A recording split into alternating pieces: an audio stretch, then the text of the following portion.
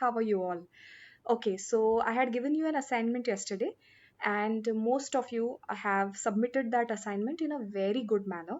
I had some interaction with many of you, and it was very nice to get connected to you guys. Keep up the good work. There are many such people who have not submitted the assignment yet, so I'll give you some more time, but make some effort to submit that assignment and so that we can have a good interaction as well.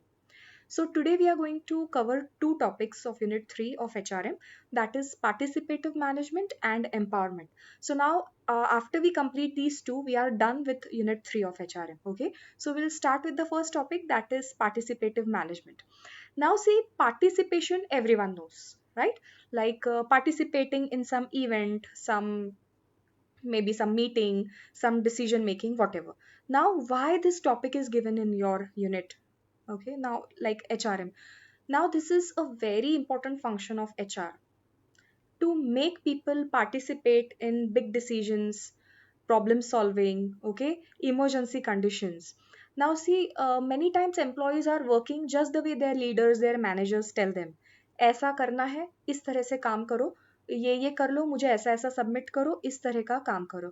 So many times employees get fed up with this. अरे क्या है ये, मतलब हमारे talent का तो कोई मतलब ही नहीं. ओके, जो आप बोल रहे हैं वही हमें करना है. Participative management is what? letting employees under you contribute to the work or whatever decision is to be made, right? So taking participation of everyone. कल जो मैंने असाइनमेंट दिया था, ये पार्टिसिपेटिव मैनेजमेंट का ही एक पार्ट हुआ. मैं मेरे दो वीडियोस हो गए, मुझे समझ ही नहीं आ रहा था कि आप वीडियो समझ पा रहे हो या आप कनेक्ट हो पा रहे हो मेरे से या नहीं. मैंने एक असाइनमेंट के रूप में आपको ये चीज़ दी ताकि आपका और मेरा इंटरेक्शन हो सके. I asked you to participate in this. Okay, so it's kind of participative management. Now see, यहाँ पे स्लाइड नंबर 14 पे दिया हुआ है participative management, otherwise as known as employee involvement or participative decision making.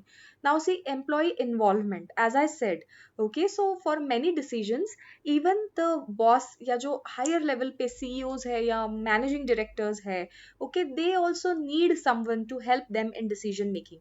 आपको क्या लगता है, ये मोदी जी जो स्पीच देते हैं या ये जो भी डिसीजंस ले रहे हैं, he is not the only person who is taking decisions. He has a team. Okay, he has a big team where he takes advices. Okay, he asks people कि क्या होना चाहिए, कैसा डिसीजन लेना चाहिए, ये ऐसी सिचुएशन आई है इमरजेंसी, तो हमने क्या करना चाहिए, कैसा ये प्रॉब्लम सॉल्व करना चाहिए. So even the prime minister needs someone for decision making. Okay, so now employees are invited to share in decision making process of the firm by participating in activities such as setting goals set करने के लिए, mission vision set करने के लिए, work schedules और suggestions के लिए कई बार एम्प्लॉयज को पार्टिसिपेट किया जाता है कि आपका क्या कहना है, आपके हिसाब से क्या होना चाहिए. ओके, नाउ हम लोग देखते हैं बेनिफिट्स क्या है इसके, पार्टिसिपेशन के एम्प्लॉयज के. सबसे पहला बेनिफिट ये है कि employees feel that they are given respect by their leader, by their manager, by their boss. एक बात ही सोचो ना, अगर मैं क्लास में आप लोगों को बोलती हूँ, ओके आप बताओ आपको क्या लगता है, आप आंसर्स दो, what do you think is that. सोचो, आपको एक फील आता है ना कि मैम ने हमको पूछा है, हमें भी पूछा है कि हमें क्या लगता है. अपने आप में वो एक फीलिंग है कि यस वी आर रिस्पेक्टेड, या वी हमारा ओपिनियन भी मैटर करता है, राइट. सो बेनिफिट्स देखते हैं हम लोग. फर्स्ट बेनिफिट है innovation and increased efficiency. So definitely ज़्यादा लोग उसमें इन्वॉल्व होंगे, अपनी अपने डिसीजन या अपनी अपनी सोच बताएंगे, तो इनोवेशन होगा ही और एफिशिएंसी इंक्रीज होगी. जब आप ग्रुप में बैठे हो 10 लोगों के, कोई एक बंदा कोई चीज बोलता है ना, अगर वो आपको चीज आती नहीं है या आपका वैसा आउटलुक नहीं है ना, आप वो वैसा आउटलुक अपना बनाना सीख जाते हो. सो एफिशिएंसी भी बढ़ती है. Next is timeliness. कई बार एक या दो पर्सन कोई डिसीजन पे नहीं पहुंच पाते हैं, तब they try to reach to their team कि यार नहीं, टीम से पूछते हैं, थोड़ा हेल्प लेते हैं अपने एम्प्लॉयज से, वो लोग क्या सोचते हैं, चलो एक मीटिंग लो और देखते हैं. इससे टाइमलीनेस बढ़ता है, जल्दी डिसीजंस लेने में हेल्प होती है. एम्प्लॉय सेटिस्फैक्शन एंड मोटिवेशन, जैसे मैंने कहा, एम्प्लॉय को फील होता है कि हमें भी रिस्पेक्ट मिल रहा है, हमें कोई पूछ रहा है, और they are motivated and they feel satisfied. Next is product quality. जैसे डिसीजन लेने में इतने सारे लोग हैं, तो क्वालिटी ऑफ प्रोडक्ट भी डेवलप होती है, अपनी अपनी आइडिया देते हैं लोग नया कुछ करने के लिए या एग्जिस्टिंग में बेटर करने के लिए। नेक्स्ट है लेस सुपरविजन रिक्वायरमेंट्स। सारे के सारे वर्क कर रहे हैं तो सुपरविजन की जरूरत नहीं पड़ती है। ओके, सब कुछ अपने एरर डिटेक्शन हो सकता है, या कुछ गलत अगर कर रहा है तो कोई उसे बोल सकता है कि ये सही रहा नहीं है। Next is better grievance redressal. Grievance मतलब कोई एक प्रॉब्लम या व्हाट यू से कंप्लेंट। ओके, सो किसी की अगर कंप्लेंट हो तो उसका रिड्रेसल हो सकता है, मतलब वो ठीक की जा सकती है या उसका सेटिस्फैक्शन हो सकता है। And last is hiring flexibility. Okay, so हमको हायर करने में हेल्प होती है कि अगर कोई एक चीज के लिए, एक पर्टिकुलर प्रॉब्लम के लिए हमें 10 लोग लगते थे, अब वही उसी तरह के प्रॉब्लम के लिए हमने 6 लोगों में हेल्प, मतलब वो प्रॉब्लम सॉल्व कर लिया। तो हायरिंग फ्लेक्सिबिलिटी भी होती है, जो इतने लोग जो आप वो पर्टिकुलर प्रॉब्लम के लिए यूज कर रहे हैं, आप कम लोगों में भी वो चीज कर सकते हो। नेक्स्ट स्लाइड पे एडवांटेजेस ऑफ पार्टिसिपेशन है, सिमिलर है। First is to give psychological satisfaction to workers, we have already spoken about it. Next है कॉर्डियल लेबर। कॉर्डियल मतलब फ्रेंडली। ओके, आप अपने आप में ही एक फ्रेंडलीनेस डेवलप करते हो पूरे आपके ओवरऑल जो भी है ऑफिस में या वर्क प्लेस में, जहाँ सबको एक फ्रेंडली बिहेवियर लगता है कि भाई हमारा बॉस भी हमें पूछता है। Next is creating uniform approach of employers and workers. यहाँ ऐसे सिचुएशन में ना कोई छोटा बड़ा नहीं होता, कोई भी किसी से भी आप हेल्प ले सकते हो डिसीजन मेकिंग में या प्रॉब्लम सॉल्विंग में। सो उससे एक सेटिस्फैक्शन फील होता है। Next is to raise industrial production, that is self explanatory. To create platform for direct negotiations, you can negotiate very well because you have many points which may not have aroused if you would have been alone in taking decisions. Next, to create responsible approach amongst workers। देखो, workers या employees भी responsible feel करना चालू करते हैं। अगर मुझे लगता है कि मेरे एचओडी मेरा जो भी डिसीजन है उसको क्या बोलते हैं, अगर कंसिडर करने वाले हैं, तो ये मेरी रिस्पॉन्सिबिलिटी हो जाती है कि नहीं, मुझे अच्छे से वर्क करना है और अच्छा डिसीजन उनको देना है। Next is to create responsible approach, sorry वो हम डिस्कस कर चुके हैं। To remove grievances of employees, we have discussed in the earlier slide. To create a feeling of involvement amongst employees, अपने आप में ही you feel involve. Okay, boss ने हमेशा बॉस की तरह रहना चाहिए, लेकिन थोड़ा बहुत अगर वो एम्प्लॉयज को पार्टिसिपेट करने अगर आप मतलब एक एफर्ट लेते हो तो definitely employees also feel involve in the activities. Next is to bring stability and prosperity. Prosperity मतलब बेटर होना, ओके, अच्छा प्रॉफिट आना, प्रोडक्टिव होना। सो आप ये सब चीज़ों से डेफिनेटली प्रॉस्पेरिटी ला सकते हो अपने ऑर्गेनाइजेशन में। और last is to introduce industrial democracy. Now see, industrial democracy पे बहुत सारे लोगों के अलग अलग थॉट्स है। Democracy you already know what it is. So industrial democracy मतलब सबको बोलने का एक मौका देना चाहिए। हमेशा स्पून फीडिंग करके ऐसा ही काम इसी तरह से करना है, ऐसा करके चीज़ें सॉल्व नहीं होती है। सो ये पार्टिसिपेटिव मैनेजमेंट से आप इंडस्ट्रियल डेमोक्रेसी भी ला सकते हो आपके कंपनी में। अगली स्लाइड भी सिमिलर ही है, एक डिफरेंट वे में मैंने आप लोगों को दिया है ताकि आप अलग तरह से लिख पाओ। इसमें सिर्फ एक ही पॉइंट अलग है जो है reduced costs. So as I said, there are many people who are involve in a particular decision making, so product या सर्विस का कॉस्ट भी रिड्यूस हो सकता है। So that's how it is important. Next is importance of participation, again similar चीज है, कुछ कुछ चीजें अलग है इसमें, वो देखते हैं हम लोग। फर्स्ट थिंग जो हाईलाइटेड है इसमें is that employees get identity of themselves, that they have been asked। उस वजह से उनका परफॉर्मेंस इंप्रूव होता है, वो ज़्यादा दिन तक उस कंपनी में रहना चाहते हैं और अच्छे दिल से उस कंपनी के लिए काम करना चाहते हैं। Next, employees feel motivated, so they definitely feel that मुझे पूछा गया है तो मुझे अच्छे से तो काम करना ही है। उसके बाद उनकी सेल्फ एस्टीम बढ़ती है, खुद का जो एक वैल्यू होता है हमारा खुद का हमारे दिल में, ओके, सो वो बढ़ जाता है। कॉन्फिडेंस बढ़ता है, कोऑपरेशन बढ़ता है, हम और अच्छे से काम करना चाहते हैं बिकॉज हमें रिस्पेक्ट मिला है। It reduces conflict and stress. कई बार कॉन्फ्लिक्ट ऐसा होता है, कॉन्फ्लिक्ट मतलब झगड़ा या कोई argument, many times like conflict ऐसा है कि हम लोग ओपन अप नहीं हो सकते, अंदर ही अंदर कहीं वो कॉन्फ्लिक्ट रहता है, जिस वजह से हमें अननेसेसरी स्ट्रेस होता है। पार्टिसिपेटिव मैनेजमेंट की वजह से आपका जो भी कॉन्फ्लिक्ट है ना, आप सीधे लोगों के साथ डिस्कस करते हो दैट देखो मुझे आपकी ऐसी ऐसी बात पटी नहीं है और मुझे इस तरह से वो करना है, तो हम इसके लिए क्या कर सकते हैं। Next is commitment to goals.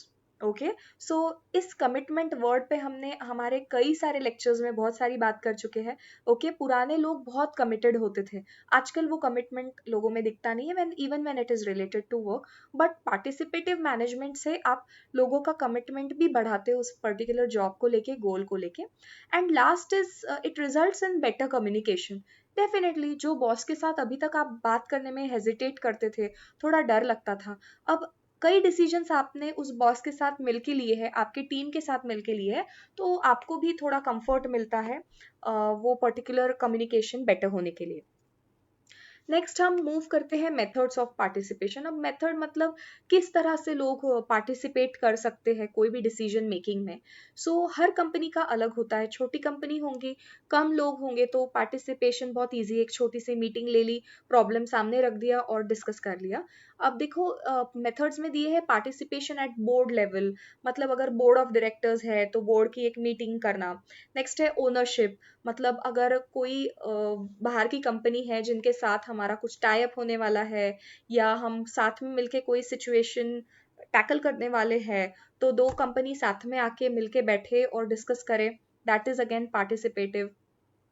Through complete control, मतलब जहाँ पे एक बॉस है जो सबको बोलता है कि आज मैंने मीटिंग रखी है and all of you have to come, teams के जो टीम लीडर्स हैं उनको आना है। और या तो अभी देखो लॉकडाउन है तो ऐसे सिचुएशन में स्काइप पे कोई कॉल करना है या वीडियो कॉन्फ्रेंसिंग करना है। नेक्स्ट सिमिलर चीजें हैं, एक देखो यहाँ पे लिखा है कलेक्टिव बार्गेनिंग, इसके बारे में हम हमारे सेशंस में बात कर चुके हैं। कलेक्टिव बार्गेनिंग मतलब एक लीडर होता है। ओके, कोई भी एक टीम में एक लीडर होता है, जैसे फॉर एग्जांपल आप लोगों के लिए कौशल है और साइली है, ये दोनों आपके सीआर है।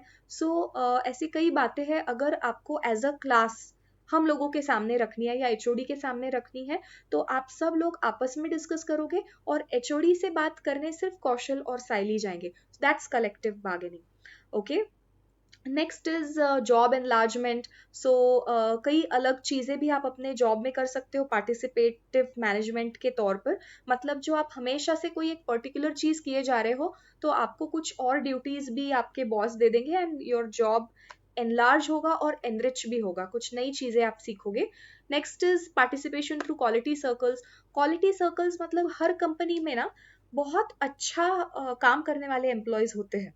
ओके, बहुत होशियार या लीडरशिप क्वालिटीज जिनमें होती है, अलग टाइप का कॉन्फिडेंस होता है, सबको साथ चल के लेके जाने वालों में से होते हैं। ऐसे लोगों के क्वालिटी सर्कल्स होते हैं। क्वालिटी सर्कल्स मतलब बेस्ट ऑफ द एम्प्लॉयज को साथ में लेके एक अलग से टीम बनाई है जो बाकी लोगों को लीड करेगी। इस तरह आप पार्टिसिपेट कर सकते हैं and rest is mostly self explanatory. Next will move towards skills required. अब देखो ये पार्टिसिपेटिव मैनेजमेंट इतना इजी नहीं है, लोगों को पार्टिसिपेट करवाना बहुत मुश्किल है, राइट। अपना अपना कंफर्ट जोन लेके बैठे रहते हैं लोग, कोई टेंशन नहीं है, हम हमारे हिसाब से काम करेंगे, हमें कुछ लेना देना नहीं, कंपनी कौन सी इमरजेंसी में जा रही है, हमने आज तक ये किया नहीं तो हम हमारे डिसीजन देंगे नहीं, हम यहाँ पे पार्टिसिपेट नहीं करेंगे। ऐसे भी कई एम्प्लॉयज होते हैं। इनको पार्टिसिपेट करवाने के लिए बहुत सारी स्किल्स लगती है और इनमें भी बहुत सारी स्किल्स होना जरूरी है, जिसमें कि फर्स्ट है इंटरेस्ट एंड कंसर्न। कंपनी में क्या हो रहा है उसमें आपको इंटरेस्ट होना जरूरी है, कंसर्न भी होना जरूरी है। मैं मेरा काम करूंगा, बाकी जिसको जो करना है करे, इस तरह से वर्क नहीं होता है। After all you are a team. Okay, आपका कंपनी अगर अच्छा करता है तो आप भी इन टर्न आपको भी प्रॉफिट होगा उस चीज से। Next is recognize and enhance talent in others. ये पार्टिसिपेटिव मैनेजमेंट में ना रिकग्निशन बहुत जरूरी है। मैं आप लोगों को हमेशा से कहती हूँ कि ऑब्जर्वेशन जो है ना, ये बहुत इंपॉर्टेंट है। बहुत बार हम लोग ना पता नहीं कर पाते कि पर्टिकुलर पर्सन को ट्रस्ट करना चाहिए या नहीं, समझ नहीं आता है ये पर्सन ऐसा बोलता है पर सच में वो मीन करता है क्या। ओके, ये एमबीए में 2 साल में आपको ये स्किल एक्वायर करना है कि लोग कितना सच बोलते हैं, कितना झूठ बोलते हैं, सामने क्या बोलते हैं, पीछे क्या बोलते हैं। ओके, टैलेंट क्या है किसमें, किस में हिडन टैलेंट है, किस में आपको पता ही नहीं है कि ये कोई टैलेंट छुपा है, ये आपको पता करना ज़रूरी है। Next is you should know about your weaknesses. आपके वीकनेस आपको पता होना बहुत ज़रूरी है कि मैं ये कहाँ तक कोई चीज़ कर सकती हूँ, कर सकता हूँ या नहीं कर सकता हूँ। Next is communication, particularly listening. Okay, you have to have a beautiful communication. Communication doesn't mean English. It means that आपके feelings आगे वाले तक पहुंचने चाहिए। आप में से ऐसे बहुत सारे स्टूडेंट्स होंगे जिनको मुझे वो कल वाला असाइनमेंट सेंड करना होगा, शायद आपने टाइप भी किया होगा, डिलीट कर दिया होगा। ये है कम्युनिकेशन में problem. Okay, it's not about language. मैंने ऐसा थोड़ी कहा था कि इंग्लिश में ही टाइप करो। मैं चाहती थी कि आप अपना असाइनमेंट पूरा करें, लेकिन बहुत लोगों ने वो नहीं किया है because it's a problem with communication. Ma'am को क्या लगेगा, मैं ऐसा लिखूंगी या लिखूंगा तो उसका असर क्या होगा, मैम ऐसा सोचेंगे क्या मुझे कुछ आता नहीं है, या मैं मुझ में कहीं कमी है। Forget all this, get over it. Next is conflict resolution. So it's a very important skill. हम सबके लाइफ में कॉन्फ्लिक्ट्स होते हैं, उसको रिजॉल्व करते आना चाहिए, उसको सॉल्व करते आना चाहिए। पता होना चाहिए कि ट्रिक पता होनी चाहिए कि किस चीज से ये सॉल्व होंगे। नेक्स्ट इज सेल्फ कंट्रोल, बहुत ज़रूरी है माय डियर स्टूडेंट्स, जो आप लोगों में बहुत हद तक नहीं होता है एट दिस एज। ओके, एकदम से सेल्फ कंट्रोल नहीं होता है, गुस्सा जल्दी आता है, बुरा जल्दी आता है, गर्ल्स को रोना जल्दी आता है। ओके, सो सेल्फ कंट्रोल होना बहुत ज़रूरी है। उसके लिए एक स्टेबिलिटी, एक मैच्योर बिहेवियर, एक बैलेंस्ड इंडिविजुअल होना बहुत ज़रूरी है। Next is negotiation. Again, negotiation is not bargaining.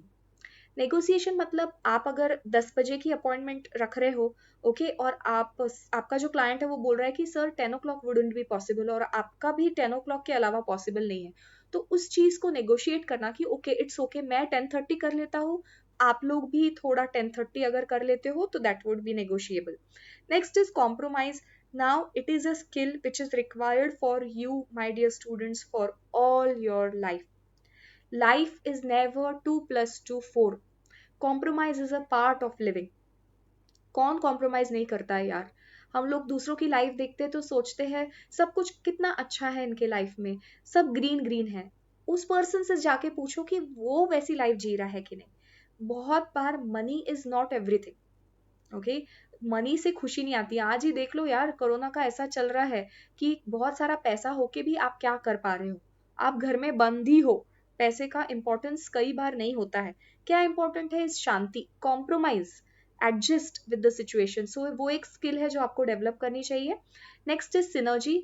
याद करो, मैंने सिनर्जी का लेक्चर में आपको एक डायग्राम बनाया था बोर्ड पे, जिसमें सब एरोज अलग अलग बनाए थे मैंने। Okay, and when the arrows come together, that is called as synergy. Synergy का एनर्जी से कोई लेना देना नहीं है। I will explain it. Suppose ये 10 पीपल है जो साथ में काम कर रहे हैं।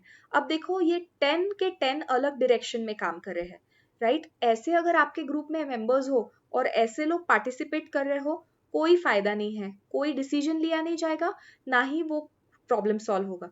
जब यही 10 लोग आपस में आके काम करेंगे इस तरह से, okay, coming together, working together for a common goal, that is called as synergy.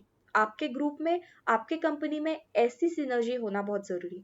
देखो, डिफरेंसेस हर एक में होते हैं। हमें कई लोगों में अच्छाई नहीं दिखाई देती, सब बुरी चीजें दिखाई देती, कोई कोई लोग हमें बहुत पसंद आते हैं, तो ये चलते ही रहना है। लेकिन सबने जैसे भी हो, एक साथ आके जब लोग काम करते हैं, that is called as synergy. Next is teaching ability होना चाहिए वहां पे। सो टीचिंग मतलब many times we are all MBAs, but कुछ ऐसी चीजें होती है जो हमें समझ नहीं आती है। जैसे कॉलेज में मेरा अकाउंट्स बहुत बुरा था। देखो, ये सीक्रेट है, किसी को बताना नहीं है आपको। ओके, सो अकाउंट्स मेरा इतना अच्छा नहीं था when I was doing my MBA. So I has to take help of my friends and understand the problems which are there in accounts and everything. So ये क्या है, टीचिंग एबिलिटी। जरूरी नहीं है एक टीचर ही टीच कर पाए। Okay, you might have ability where you can teach your friends the topics which they have not understood. So that's teaching ability, जो employees को भी आप सिखा सकते हो कोई concept अगर नहीं समझा है तो। next is flexibility, which is again very important. life में सब कुछ आपके मन के जैसा तो होता नहीं है, आपको flexible होना बहुत जरूरी है। so that is a participative management skill. last is correction. अगर पार्टिसिपेशन करते करते आपके साथ कोई एरर होता है, आपके वजह से कुछ एरर होता है या प्रॉब्लम आता है, तो वो चीज ठीक भी तो की जा सकती है। कोई भी चीज ऐसी नहीं है जिसका सोल्यूशन ही नहीं है. So rather than thinking about the problems which were not right, or you did some error in that, correction is important. जो भी किया है उसको correct अगर आप करते हो, that is well and good. So this was all about participative management. I hope you understood this. Next we'll take the topic which is empowerment. Okay, so now employee empowerment. अब देखो, empowerment के दो meanings होते हैं. एक मतलब जैसा आप सुनते हो विमेन एम्पावरमेंट या empowerment of poor people in India. So ये चीज़ कैसी है कि जो विमेन है, मतलब जो रेप केसेस बढ़ रही है, या कुछ ऐसे विमेन हैं जिनको हीमोग्लोबिन जिनका बहुत कम है, ओके, या ऐसे विमेन है जो अपने घर पे ही पापड़ बना के बेचते हैं. सो इन विमेन को बेटर कुछ देना और उनको आगे बढ़ाना, एंड उनको हेल्प करना वो चीज में से बाहर आने के लिए. So that's another empowerment. यहाँ पे हम बिजनेस से रिलेटेड एम्पावरमेंट पढ़ने वाले हैं, that is employee empowerment. So empowerment means what? Let's see the definition. It means encouraging and allowing individuals to take personal responsibility for improving the way they do their jobs and contribute to the organization's goals. अभी थोड़ी देर पहले मैंने बोला कि हर बार employees को बताना, ऐसे करो, इसी तरह से करो, ये जगह जाओ, ये काम करो, इसी टाइम पे सबमिट करो. ओके, सारे डिसीजंस आप ही उनको खुद दे रहे हो, तो वो खुद क्या करेंगे? ओके, एम्पावरमेंट मतलब खुद के पास जो भी रूल्स है, ओके, या खुद के पास जो भी प्रिंसिपल्स है, या आप ही जो कर सकते हो वो किसी और को देना कि अब आप भी ये कर सकोगे. I will explain it in a nice way. Okay, जैसे अगर प्रिंसिपल है हमारे, ओके, उनको एक महीने के लिए कहीं जाना है, कोई टूर पे जाना है, अभी तो जा नहीं सकते लेकिन एक एग्जाम्पल है. सो कहीं अगर जाना है तो अब एक महीने के लिए इंस्टीट्यूट कौन संभालेगा? तो जो भी पर्सन एलिजिबल है उसे एम्पावर करना. भाई मैं एक महीने के लिए नहीं हूँ, तो जो भी चीजें यहाँ पे हो रही है, जिसमें भी डिसीजन की जरूरत है, अब वो आप लेंगे. Okay, so giving your power to someone, that is empowerment. Now कैसे हम लोग एम्पावर कर सकते हैं? इसके चार एलिमेंट्स होते हैं. First is information, next is knowledge, next is power and rewards. So first is information. मतलब अगर कोई इंफॉर्मेशन है जो सिर्फ आप ही अपने एम्प्लॉयज को दे सकते हैं, जैसे कोई न्यूज है कि हमने एक्सेल किया है कोई प्रोजेक्ट में, या हमें कोई प्रोजेक्ट मिला है, तो वाइस प्रेसिडेंट ही जाके बोलेगा कि ऐसा ऐसा हुआ है. Now if vice president thinks that हर बार मैं ही ऐसी न्यूज देता हूँ अपने एम्प्लॉयज को, why not their manager give this news to them? They will be happiest to know. So manager को बुला के वाइस प्रेसिडेंट बोलेंगे कि देखो ऐसा ऐसा हुआ है, तो आप अपने एम्प्लॉयज को जाके ये न्यूज दो, और आगे जो भी करना है, आप लोगों को पार्टी करनी है, आप लोगों को कुछ इंसेंटिव्स देने हैं जो लोगों ने बेस्ट किया है इस प्रोजेक्ट में, तो वो आप लोग देखो. So that's information which is coming out by the manager, not the vice president. Next is knowledge. Okay, so अगर suppose मैं फ्रैंकली स्पीकिंग, अगर हमारा सब कुछ ठीक होता, ये कोरोना नहीं होता, तो मैं आप सब लोगों को प्रेजेंटेशन देने वाली थी एचआर के. जो लोग रेगुलर थे उन लोगों को पता भी है कि मैं असाइनमेंट देने वाली थी एचआर की. मैं आप लोगों को टॉपिक्स देने वाली थी और आप लोगों को मेरी जगह लेक्चर लेना था. So what is this? This is empowerment related to knowledge. जो मैं पढ़ाती हूँ वह मैं आपको अथॉरिटी दे रही थी कि आप लोग पढ़ा सकते हो. Next is power. देखो, power, signature is a part of power. Okay, कई जगह कई लोगों की सिग्नेचर चलती नहीं है, जो वो चेयर पे बैठा है उसी पर्सन की सिग्नेचर चलती है. नाउ यहाँ पे एम्पावरमेंट में क्या होता है कि वो पर्सन डिसाइड करता है, इट्स ओके, मैं कई बार यहाँ वहां होता हूँ और लोग ऐसे ही चले जाते हैं बिना सिग्नेचर लिए. सो मेरे अंडर जो वर्क कर रहा है उसकी भी सिग्नेचर अब चल पाएगी उस फॉर्म पे. So that's power, sharing of power. Last is rewards. Okay, so now there are Diwali bonuses, there are incentives, there are rewards which are given like employee of the month reward. Okay, कई ऐसे rewards है जो normally जो एक level पे लोग होते हैं ना वही देते हैं. Okay, वो specially वो reward देने आते हैं. So empowerment is what? See, today I will be busy and we have to give rewards, so it's better आप अपनी टीम ले लो, जो भी लीडर्स है आप सब खड़े होके आपके एम्प्लॉयज को रिवॉर्ड्स दे देना. So again that is empowerment, part of empowerment. Will move to the next slide. एक और डेफिनेशन दी है, सेल्फ एक्सप्लेनेटरी है. अब देखो एक डायग्राम आएगा, आप देखोगे स्लाइड पे, व्हाट इज एम्प्लॉय एम्पावरमेंट का. देखो बहुत सारे एरोज दिए हैं इसमें, कुछ कुछ हम अभी पढ़ चुके हैं, फिर भी मैं आपको बताती हूँ. First is power which we have seen. Next is access. Access to what? Few things जिनको वो पर्टिकुलर सुपीरियर का ही एक्सेस था, सो आपको भी वो चीज के लिए एक्सेस देना या कोई एक पासवर्ड देना जो आप खुद ओपन कर सको उनकी जगह भी। नेक्स्ट इज ऑप्शंस, जैसे एम्प्लॉयज को ऑप्शंस दो। As a boss you should not be like a Hitler, okay ऐसा ऐसा करना है, ये करना है, गिव देम ऑप्शंस। देखो ये प्रॉब्लम है, आप लोग डिसाइड करो और फिर मेरे पास आओ। इससे क्या होता है ना, वो लोग फील करते हैं कि हमें रिस्पेक्ट मिला है, हमें भी पार्टिसिपेशन मिला है। Next is positive thinking. There are many people who are very strict. आप लोग जब वर्क करने लगोगे ना तब आप फील करोगे ये चीज को। कई बार बॉस बहुत स्ट्रिक्ट होते हैं, ओके वो चाहते हैं, वो अंदर से स्ट्रिक्ट नहीं होते, लेकिन जानबूझ के अपने टीम को स्ट्रिक्ट रखना चाहते हैं कि ये लोग मुझे टेकन फॉर ग्रांटेड ना ले, ओके पर इससे क्या होता है ना, टीम पे कई बार निगेटिव इम्पैक्ट पड़ता है, वो लोग कॉन्सेंट्रेट नहीं कर पाते और मोरल डाउन होता है। सो पॉजिटिव थिंकिंग होनी चाहिए, निगेटिविटी का कोई जगह नहीं होना चाहिए अपने टीम में। Next is learning. Learning should be continuous. हम लोग मरते दम तक अलग अलग तरह से लर्न करते रहते हैं। So as a team, in a team also आप अपने बॉस से कई चीजें लर्न करनी चाहिए, और बॉस भी कई बार आप लोगों से लर्न करता है as employees. Next is growth. Definitely हम लोग बात कर चुके हैं इस पे कई बार, ग्रोथ होना बहुत जरूरी है। ओके अगर आप कहीं वर्क कर रहे हो और आपको लगता है मेरी यहाँ ग्रोथ ही नहीं है, तो फिर क्या मतलब है, एम्पावर करने का भी मतलब नहीं है ऐसे पर्सन को। So that person should feel that person is growing. Next is self image. अब ये चीज का ना इम्पोर्टेंस हमेशा रहता है, आपके लाइफ में, मेरे लाइफ में, सबके लाइफ में। हमारी एक सेल्फ इमेज होती है जो हमारे खुद के दिमाग में होती है, खुद के बारे में, उसको ना कभी धक्का नहीं लगना चाहिए। You should always have a very good self image which again helps you in empowering. Next is morals. As I said, sorry, morals nahi, morals.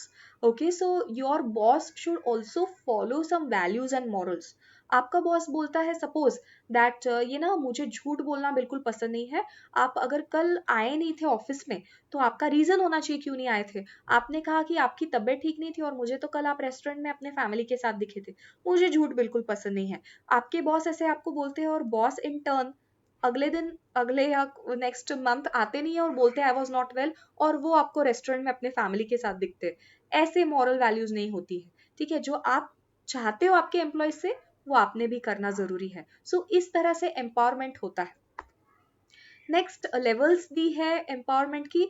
These are self explanatory कि किस तरह से आपको एनकरेज करना है आपके एम्प्लॉयज को empowerment के लिए। ओके कई बार लोग रेडी नहीं होते एम्पावरमेंट के लिए। ओके सो मतलब अगर मैं आज कहती हूँ आप लोगों में से एक को कि आपको एक वीडियो लेक्चर देना है आपके स्टूडेंट्स के लिए, आप सॉरी आपके फ्रेंड्स के लिए, तो एकदम से आप प्रिपेयर्ड नहीं रहोगे उस चीज के लिए, because you are not use to it. Okay so उसको एनकरेज करना बहुत जरूरी है। So these are the 3 levels of empowerment. Next is characteristics of empowered employees. देखो हर एक को एम्पावर नहीं किया जाता हाँ? जो सच में उस पर्टिकुलर चीज के लिए सही है ना, उसी को एम्पावर किया जाता है, not every one. Now there are so many employees in the company, not everyone is empowered. The right people are empowered always. उनको right people के पास ही पावर दी जाती है। So ऐसे एम्प्लॉयज में क्या होना जरूरी है, ट्रस्ट। सबसे पहले trust. Okay your boss, your superiors should trust you that हाँ ये पर्सन है, ये बंदी है, ये अच्छे से कर पाएगी। Next is mutual respect. मैंने आप लोगों को हमेशा बोला है कि हमारा सबसे अच्छा होना जरूरी है, किसी से भी कॉन्फ्लिक्ट रखना नहीं लाइफ में, एटलीस्ट एट वर्क प्लेस सबसे अच्छा होना जरूरी है, बिकॉज आपको पता नहीं कब किसकी जरूरत आपको आ पड़े। म्यूचुअल रिस्पेक्ट मतलब दोनों को एक दूसरे के लिए रिस्पेक्ट होना जरूरी है, एम्प्लॉय का बॉस के लिए, बॉस का एम्प्लॉय के लिए।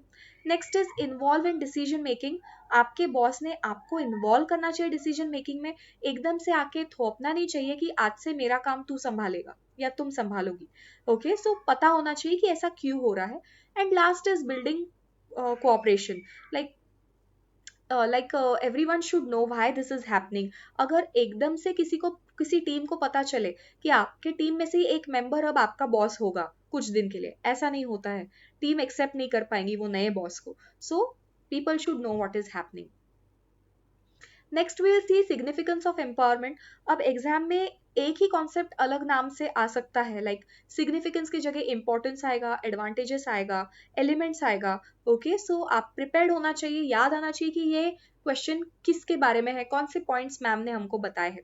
नाउ सी सिग्निफिकेंस देखते हैं हम लोग। It enhances beliefs of employees that they are influential contributors to the organizational success. ये सेम पार्टिसिपेटिव मैनेजमेंट जैसा हुआ, उन लोगों को इससे फील होता है, जो भी एम्पावर्ड एम्प्लॉयज है ना, उनको फील होता है यार मुझे कितना रिस्पेक्ट मिल रहा है आज कंपनी में, सच में मैं इतनी मेहनत करता हूँ तो उसका मुझे इंटर्न कुछ मिल रहा है. Next is employees perceive meaning of the work. जो सालों से उन्होंने वर्क किया नहीं है, उनके बॉस बोलते थे वैसा किया है, आज वो खुद बॉस है और अपने एम्प्लॉयज से वो चीज करवा रहे हैं, तो उन्हें फील होता है कि यार ये है work. Next is employees feel competent. Competence का मीनिंग मैं बिल्कुल आपके क्लास में बताऊंगी नहीं, बिकॉज आपको पता है, मैंने बहुत बार बता चुकी हूँ. सो एम्प्लॉयज फील कॉम्पिटेंट, उन्हें लगता है that yes they are the right person for this position. Next is employees derive a sense of self determination. So उन्हें ये फीलिंग आता है कि मैं भी कुछ कर सकता हूँ. ओके मेरे कंधे पे अगर वो भार बोझ दिया है तो मैं तो वो कर पाऊंगा. Next is employees believe that they have an impact on important decision. मेरा भी मतलब कॉन्ट्रीब्यूशन है, ये डिसीजन में इम्पैक्ट होता है मेरे कहने से. सो दैट्स द इम्पोर्टेंस और सिग्निफिकेंस. अब देखो एम्पावर करना कैसे है. जैसे मैंने कहा एकदम से एक दिन में बता दो दैट कल से आपको ये करना है, ऐसे से तो होता नहीं है. You have also have to give time to employees to know that they are going to do this. जैसे देखो फर्स्ट चीज इसमें दी है, adopt the traits of good leader who promotes employee empowerment. अब लीडर होना बहुत जरूरी है. जल्दी से कोई अपनी कुर्सी छोड़ता नहीं है, ना ही अपनी पावर किसी को देता है. आपको लीडर की तरह होना पड़ेगा. सब चीजें मैं करूंगी या मैं करूंगा ऐसे से नहीं होता है. एम्पावर करना जरूरी है, लोगों की हेल्प लेना जरूरी है. आज तक आप कोई चीज कर रहे थे, अब आपने वो चीज, वो रिस्पॉन्सिबिलिटी किसी और पे दी है, ये आप तभी कर पाओगे जब आप अच्छे लीडर होगे. Next is delegate task clearly and concisely. एक बॉस है, अपने एम्प्लॉय को अपने केबिन में बुलाता है, देखो भाई आज से ये मैं हैंडल नहीं करूंगा, अब तुमको करना है, ये डॉक्यूमेंट्स लो और तुम देख लो कैसे करना है. वो एम्प्लॉय को कैसे पता चलेगा कि कैसे करना है. You have to delegate task. Delegate मतलब बताओ कैसे करना है. पावर आप ट्रांसफर कर रहे हो तो it has to be in a nice way, clear and concisely. Next, give up some of your power in favour of employ autonomy. अब देखो एम्प्लॉय भी जिसको आप पावर दे रहे हो ना, वो सबकी पसंद का होना जरूरी है. अब ये तो बहुत मुश्किल है कि किसी सबको पसंद आए ऐसा एम्प्लॉय होना बहुत डिफिकल्ट है. तो आपको एक आइडिया लेना पड़ेगा कि आपके टीम में ऐसा कौन है जिसकी लोग सुनते हैं आपके बाद. ओके ऐसे पर्सन को ही आपको एम्पावर करना है. Next, be friendly without being a friend. Very important, discussed a lot in the class. Be friendly without being a friend. See guys, I am very friendly with you, all of you, but I am not your friend, I am your teacher. और ये जो बार है ये अपने साथ हमेशा रहेगा, and that's the right thing. Boss ने कभी भी बेस्ट फ्रेंड नहीं बनना चाहिए कोई भी एम्प्लॉय का. लोग टेकन फॉर ग्रांटेड लेना चालू कर देते हैं ऐसे. Always be friendly but without being a friend. Next is be respectful. Boss हो आप, अपना लोग एम्पावर कर रहे हो अपने एम्प्लॉय को, तो उसे भी रिस्पेक्ट दो, इन टर्न वो आपको रिस्पेक्ट देगा. Next is be positive. देखो भाई मैं तो आपको ये ड्यूटी दे रहा हूँ आज से, लेकिन पता नहीं तुम कितने मतलब कामयाब होंगे ये चीज करने में. ये क्या है ना, आप स्टार्ट में ही निगेटिव चीज उसमें डाल रहे हो. You have to be positive. Positive, yes I know you can do it. जब वो पर्सन बोलेगा ना सर मैं ये कैसे कर सकता हूँ, मेरे से तो होगा नहीं, come on I know you will do it. ये जो आई know you will do it वाला मोटिवेशन है ना, ये बहुत काम कर जाता है. Last is give clear guidelines for success. आपको बहुत क्लियर गाइडलाइन देना जरूरी है कि कैसे चीजें करनी है आपको. नेक्स्ट हम लोग देखते हैं 10 principles of employee empowerment. Principles होते हैं कैसे एम्प्लॉय को एम्पावर करना है. इतना आसान भी नहीं है, जैसे खुद की पावर देना इतना आसान नहीं है, वो पर्सन ने आपके जितना अच्छा भी करना जरूरी है. तो कुछ प्रिंसिपल्स हमें फॉलो करने जरूरी है. देखो एम्पावर कर रहे हैं इसका मतलब ये नहीं है छोड़ दे रहे हैं, जैसा करना है करो. मेरा वॉच हमेशा रहेगा मेरे एम्प्लॉय पे कि वो कर कैसे रहा है. उसके कुछ प्रिंसिपल्स है, देखते हैं. Demonstrate that you value people. As I said, अगर आप में से कोई असाइनमेंट करता है और मैं मैसेज करती हूँ ना, नहीं नहीं नहीं, this is just not fair, ये कोई अच्छा नहीं कर रहे हो, आप बेटर करो, आप अगली बार से ना कुछ मुझे मैसेज करने की हिम्मत ही नहीं करोगे। सो हमें सबको वैल्यू करना है यार, मतलब हमको दिखाना है एज बॉस और a leader that I really like every one of you. Okay, आपको कंफर्ट जोन मुझे देनी है कि मैं आपकी बॉस हूँ या आपकी टीचर हूँ, तो ऐसा नहीं है कि आपको बेस्ट ही करना है। अगर आप कहीं फेल होते हो कोई चीज करने में, तो मैं ही आपको सपोर्ट करूंगी। Next is share leadership vision. हम सब ने आपस में बैठ के सोचना है कि हमारा विजन क्या है। जैसे right now I am sending you videos, you are looking at my videos, why? Because we have a vision.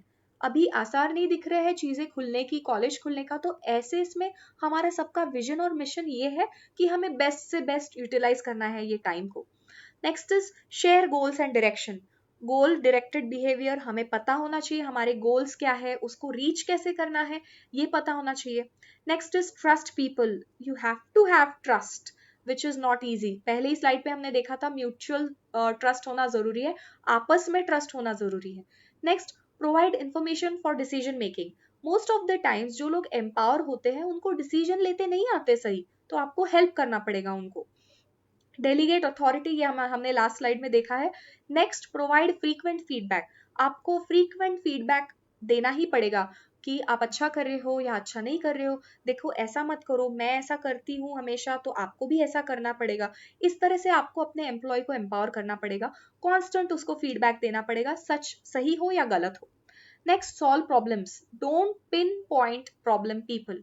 देखो तुम्हारा ना ये प्रॉब्लम है, इस वजह से तुम आगे नहीं बढ़ पा रहे हो। अगर आप अपने एम्प्लॉय को ऐसा बोलते हो ना, वो आगे सच में नहीं बढ़ पाएगा। आप ऐसे पिन पॉइंट मत करो, प्रॉब्लम डिस्कस करो। देखो ये प्रॉब्लम है आपके, देखते हैं हम कैसे डिस्कस करें, इसको कैसे आगे ना ले जाए, यहाँ पे स्टॉप करो और इसके आगे बढ़े। That's how you solve problems. Next is listen to learn and ask questions to provide guidance. Listening is very important. Okay, एक बार बॉस ने आपको एम्पावर कर दिया, अब हवा में आ गए आप, बॉस ने तो मुझे ये पोजीशन दे दी, अब उनका ट्रस्ट मैंने हासिल कर लिया है। ऐसा नहीं होता है, ट्रस्ट टूटने को कुछ सेकंड्स भी काफी है। सो लिसन करो, लर्न करो और क्वेश्चंस पूछो। मैं आप लोगों को बार बार बोलती हूँ, अगर आपको वीडियोस में कोई चीज समझ नहीं आती है, सो ask questions. Okay, I am free. Okay, अगर नहीं होंगी फ्री तो मैं खुद को फ्री करूंगी आप लोगों की क्वेरीज आंसर करने के लिए, लेकिन पूछो तो सही। Last is help employees feel rewarded and recognised for empowered behaviour. अगर कोई पर्सन फील कर रहा है कि ये अवार्ड मुझे मिलना चाहिए, और आपके फेवरेटिज्म की वजह से किसी और को वो अवार्ड जाता है ना, इससे बुरी तो चीज नहीं। जो पर्सन डिजर्व करता है उसी को अवार्ड मिलना चाहिए, और रिवॉर्ड मिलना चाहिए, और रिकॉग्नाइज भी होना चाहिए वो person. Okay, next 2 slides are remaining. Process of employee empowerment की पर्टिकुलर पर्सन को हमने कैसे ढूंढना है जिसे हमें एम्पावर करना है। First is identifying reasons for empowerment. हमें रीजन क्यों है एम्पावर करने का। आज तक ये ड्यूटीज मैं करती थी, तो मुझे ऐसी क्या जरूरत पड़ी कि मुझे कोई और पर्सन चाहिए ये चीजें करने के लिए। इसका रीजन ढूंढो। Next, changing behaviour of senior management. अगर मुझे वर्कलोड बहुत ज्यादा हो रहा है, तो मुझे सीनियर मैनेजमेंट को बोलना पड़ेगा कि यार मुझे हेल्प चाहिए अब किसी की, ये कुछ चीजें हैं जो मुझे मेरे अंडर जो वर्क करता है उसे देनी है, ताकि वो ये चीजें कर पाए, बिकॉज मुझे ऑलरेडी बहुत काम है। Next, determining impact of employee decisions. Impact पता करना जरूरी है। अगर अभी तक मैं आपको एचआरएम पढ़ा रही हूँ, और कल आपको पता चल जाए कि कोई दूसरी मैडम है जो बाहर से आके आपको अब एचआरएम पढ़ाएगी, वरद मैम नहीं, ये चीज समझने में आप लोगों को टाइम लगेगा, बिकॉज हमारा कंफर्ट जोन बन चुका है, हम कनेक्ट हो चुके हैं। ओके, सो ये चीज का डिसीजन लेने के लिए आपको उसमें इन्वॉल्व करना बहुत जरूरी है। Next is establishing work teams. Teams proper होना बहुत जरूरी है। जिस टीम में लीडर ऐसा हो जो प्रॉपर एम्पावर्ड हो, जो आपके टीम को आगे ले पाए, ऐसी टीम होना जरूरी है। Next is sharing information. Sharing of information is necessary. अगर आप लीडर को कुछ पूछते हैं और वो बोलता है मुझे तो नहीं पता भाई, एक काम करो ना, मेरे बॉस को ही जाके पूछो, उस वो बेटर रहेगा। ऐसा अगर आप आंसर एक्सपेक्ट करते नहीं हो और आंसर मिलता है ना, तो आप वो पर्सन को ट्रस्ट नहीं करोगे और फिर आप उसके लिए काम नहीं करोगे। Next is selecting the right employees. Again almost similar. आपको श्योर होना पड़ेगा कि हमने एम्पावर करने के लिए, अथॉरिटी या पावर देने के लिए राइट एम्प्लॉयज ढूंढे हो। नहीं तो पावर का खराब इस्तेमाल लोग कैसे करते हैं ये मुझे बताने की जरूरत नहीं है। Next is providing training. Constant training is necessary. एक पावर आपने शेयर की है मतलब वो पर्सन अच्छा ही करेगा ऐसा नहीं है, आपको उसको कॉन्स्टेंट ट्रेनिंग देनी पड़ेगी। Last is communicating expectations. So अगर आपकी टीम कुछ और एक्सपेक्ट करती है तो आप आगे बता सकते हो। जैसे आपके एचओडी आपसे हमेशा बात करते हैं कि कैसे चल रहे हैं लेक्चर्स, कैसा चल रहा है सब कुछ, आपको कुछ और चाहिए क्या, आपको कुछ जरूरी चीजें है क्या जो आपको चाहिए। Why he talks to you, because he is asking your expectations, what are their expectations, fulfil तो हो रही है ना आप लोगों की। Coming to the last slide. Okay, no, I think there are a few more slides remaining. I'm sorry, it's not the last slide. Okay, so now benefits. Why empowerment is beneficial? First is improved employer satisfaction. Employer जो है वो भी खुश होते हैं अपने team से कि बाकी लोग भी अच्छा काम कर लेते हैं। By being shared, organisational power can grow. जब भी पावर शेयर होती है ना तो प्रोडक्टिविटी बढ़ती है और प्रॉफिटेबिलिटी भी बढ़ती है। एक ही पर्सन इतना सारा काम करे उससे बेटर है हम अगर पावर हमारी शेयर करें तो ज्यादा अच्छा काम हो। Employees perform better definitely, because वो जो बोझ है अच्छा करने का उस वजह से आप अच्छा करोगे। Next is increases trust in the organisation. So definitely trust increase होता है। And last is reduces turnover rates. अगर ऐसा कुछ प्रॉब्लम है जिससे प्रोडक्टिविटी अच्छी नहीं हो पा रही है, प्रॉफिटेबिलिटी नहीं मिल रही है, एक पर्सन हर जगह अटेंशन नहीं दे पा रहा है, ये सारी चीजें आप करेक्ट कर सकते हो और definitely your organisation can grow. Next देखो, गुड और bad about employee environment, employee empowerment दिया है। So now here you can read all the slides and these are self explanatory. Okay, इतना सारा सेशन देख के भी आप समझ सकते हो कि गुड और बैड क्या है एम्पावरमेंट के लिए। गुड चीजें हम लोग सब पढ़ चुके हैं कि अच्छा क्या होगा, हम लोग स्किप करते हैं ये चीज और हम आगे जाते हैं बैड क्या है। अब देखो बैड तो बहुत कुछ है इसके बारे में, हमने अभी तक सब गुड़ गुड़ पढ़ा है। बैड क्या है, देखो मैं एक्सपेक्ट कर रही हूँ कि मेरा बॉस मेरे लिए अच्छा सोचता है कि मैं कॉम्पिटेंट हूँ, लेकिन अगर उसने किसी और को पावर दे दी और किसी और को एम्पावर किया तो मेरे दिमाग में हेट्रेड आ सकता है। ओके, कंपटीशन बहुत ज्यादा प्रॉब्लम है, मेरा फोकस अपने वर्क से हट सकता है। नेक्स्ट, ईगो मेरा बीच में आता है कि बॉस ने मुझे ना बोलते हुए किसी और को बोला, ये ईगो बीच में आ गया। मैं एरोगेंस क्रिएट कर सकती हूँ, मैं एरोगेंटली लोगों से बात करूंगी, ठीक से मेरा काम नहीं करूंगी। 4 से 6 लोग एक्सपेक्ट कर रहे थे कि सर मुझे एम्पावर करेंगे और सर ने किसी और को एम्पावर किया, तो ये जो बाकी के 4-6 जन है ना वो उनका मोरल डाउन हो जाता है और वो अच्छे से वर्क नहीं कर पाएंगे। ये एक बड़ा रिस्क भी होता है कि मैंने एम्पावर तो किया है लेकिन मेरी तरह वो पर्सन वर्क करेगा कि नहीं, बाकी लोग उसको एक्सेप्ट करेंगे कि नहीं, अच्छे से काम करेंगे कि नहीं। इंडस्ट्रियल डेमोक्रेसी, सब लोग एक आध दिन मतलब स्ट्राइक पे जा सकते हैं कि हम इसके अंडर काम नहीं करेंगे, ये पर्सन सही नहीं है, हमें वही बॉस चाहिए, हम उसी की अथॉरिटी हमें चाहिए। Again it is a very bad thing which may happen. Next is security. हम हमेशा हमारे जो हमें जिनकी आदत है उनके अंडर वर्क करने के लिए अच्छा फील करते हैं, सेफ और सिक्योर फील करते हैं। अचानक से कोई नए पर्सन के साथ हम वर्क नहीं कर पाते। सो ये सारी चीजें हैं जो लाइक प्रोज नहीं कॉन्स हो सकती है एम्पावरमेंट की। लास्ट जो चीज है ये भी आप लोग अच्छे से पढ़ लेना, that is schemes of empowerment. So अलग अलग स्कीम्स भी होती है, मतलब कुछ साल होने के बाद ये कंपनी में करना पड़ता है कि अब आपकी पावर थोड़ी सी शेयर करो और आप कोई और चीज करो। सो ऐसी स्कीम्स कंपनी में होती है, कॉर्पोरेट में होती है, अलग अलग कंपनी में अलग अलग स्कीम्स होती है, विमेन के लिए, प्रेग्नेंट विमेन के लिए, देन डिसेबल्ड के लिए, फिर ओल्ड पीपल के लिए। So these are the schemes of empowerment. Here we end our today's video lecture. If you have any questions, you are free to ask me anytime. Thank you so much.